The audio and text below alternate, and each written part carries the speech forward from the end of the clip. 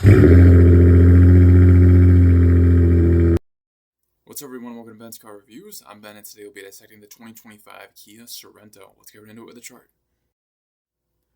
For your 2025 Sorento, you're going to have 8 different trim levels to choose from, and in true Kia fashion, it is an absolute tongue twister if you try to say them all, so I will not. I'll just say the LX, the base there starts at nearly 32, and your range is going to cap out a little over 47,000 with that SX Prestige X Pro. So, a bit of a range here, about 15,000 give or take. So hopefully you can find yourself behind the wheel of one that's in your budget. Engine options, what do we got? The base 2 trims, 2.5 liter 4-cylinder, 191 horsepower, 181 pound-feet of torque. If you opt for any of the others, you're going to get a turbocharged version, giving you actually a lot more power here with 281 horsepower, 311 pound-feet of torque.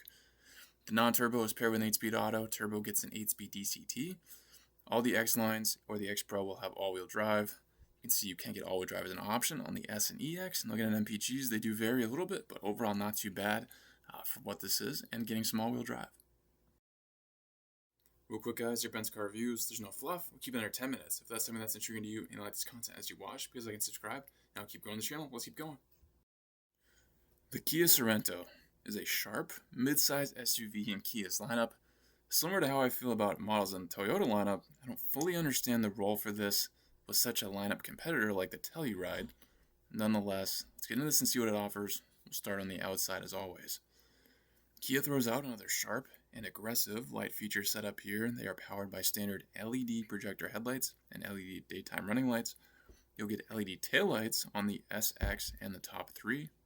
The EX and higher get standard LED fog lights. And on top of all of that, there's going to be more standard features with LED positioning lights, auto headlights, and auto high beams. The LX has its front grille in black. The rest will have gloss black. The X-Line trims and X Pro have specific X-Line and X Pro body styling, plus black badging. The base 4 trims have standard window surrounds in satin chrome. The top 4 have gloss black. There is standard matte black lower cladding and wheel arch molding to add some nice highlights there, break up the body color. There'll be body color door handles standard. The SX and the top 3 add in chrome trim on top of that. The LX has a matte black rear spoiler. The rest will have gloss black. Kia offers a nice range of color options here, but if you don't have the full suite of options on all trims. The X-Line trims offer the whole list of colors. I think I'd be going with the dawning red if I was choosing. The SX and the top 3 have auto rain sensing windshield wipers. If you experience these, throw in the comments. I'm curious how well they work. All trims will have standard heated, power adjustable side view mirrors with LED turn signals. Mirrors are standard body colored, and the top 4 have them in gloss black. The S, EX, and SX have roof rails. The rest have high utility roof rails, gloss black, and matte finish. The EX and higher has a standard smart power liftgate with auto close. Definitely comes in clutch. As far as what's rolling these down the road, the LX has 17-inch alloy wheels. The S has 18-inch alloy wheels. Gloss black with machine finish. The EX and SX have 20-inch alloys, gloss black finish. The X-Line trims have 20-inch X-Line specific alloys with a gloss black finish. And the X Pro has 17-inch alloys with matte black. I actually like the lower trims designs better than the top, with the exception of that LX. But I actually don't like that top trim X Pro wheel design too much. A compact spare is standard on all. The X Pro will have all-terrain tires. All Sorentos will have some staple features like vehicle stability management, electronic stability control, hill start assist, and downhill braking control. There is standard drive mode select with comfort, eco, sport, and smart. Snow mode will be on the all-wheel drive setups. You're going to get Kia's industry-leading 10-year, 100,000-mile warranty program. The Sorento measures in at 189.6 inches long, 74.8 inches wide, up to 70.3 inches tall, and has up to 8.2 inches of ground clearance on those all-wheel drive trims.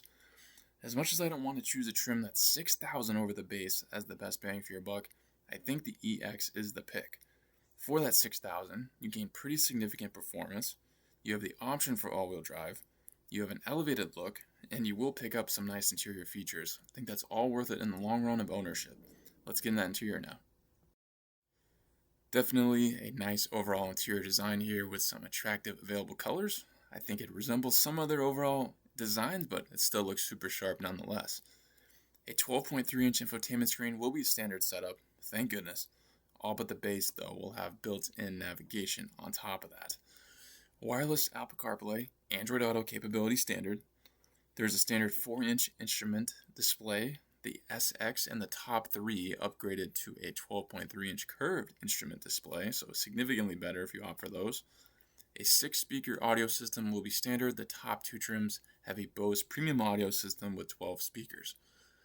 All but the base has a wireless phone charger, but all have multiple USB ports beyond that. All but the bottom two have an auto-dimming rearview mirror. The top two trims even have a full digital display mirror with HomeLink. All but the base LX will have a dual zone climate control setup. Cannot believe base trims are still not having that standard, although we'll have rear vents. All but the base has a leather-wrapped gearshift knob. All but the base has a leather-wrapped steering wheel. A heated steering wheel is standard on the top two trims. In the bottom three, you'll find interior accent trim of technical embossing. The rest have stimulated open-pore wood graphics for their interior trim. The SX and higher have LED interior lighting. A panoramic sunroof with power sunshade is standard on the SX and higher. The S and EX have it as an option. The LX and S will have 7 passenger capacity standard. The rest have 6 passengers, and there's no option to alter that on any trim. There is standard 6-way manual driver's seat on the base trim.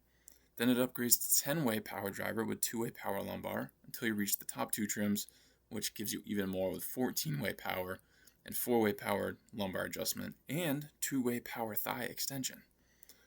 The bottom two trims will have 4-way manual passenger seat. After that, it goes to 8-way power passenger until again the top two give you 10-way power passenger with 2-way power lumbar. You're going to get heated seats on all but the base. SX and the top three bring in ventilated fronts as well. The top two trims even have a heated second row. Only the top two trims have a driver's seat integrated memory system. Cloth seat trim will be standard. The S through SXX line have Syntex seat trim, and the top two have genuine leather seat trim, embossed and perforated. There's up to 75.5 cubic feet of cargo volume with the seats folded down. Kia dishes out some nice standard safety and technology features. Overall, I think Kia did pretty well optioning these out. I think it makes sense the base LX gets robbed of some stuff since they want you to buy higher, but you can quickly get a lot of those nice features without going way to the top. In review, guys, if you're in the market for a mid-size SUV, heading into 2025 here, can definitely see why you landed on the Sorento. It's got a sweet look, definitely unique. It's got to turn some heads, and a range of MSRPs to hopefully help you land in behind the wheel of one of these. But certainly some big competitors here. Like I mentioned at the start of the video, the Telluride in its own lineup, huge competitor here. Tellurides are everywhere. You see them all the time. Again, tons of trim options to choose from and a great look. Beyond that, though, you can definitely see the likes of the new Grand Highlander, the new CX-90 from Mazda.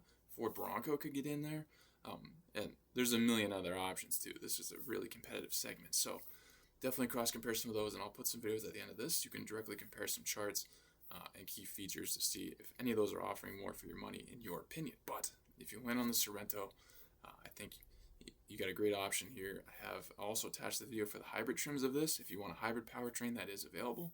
But at the end of the day, it should be a great vehicle for a long time and hopefully worth your money. And hopefully this video laid things out clearly for you guys. Thank you for watching this Benz car review. Please subscribe if not already. If you have an idea for a future review, drop in the comments. I'll see what I can do. If you'd like to become a member of the channel, have that option. Check that out and join a good like, and I'll catch you on the next Benz car review.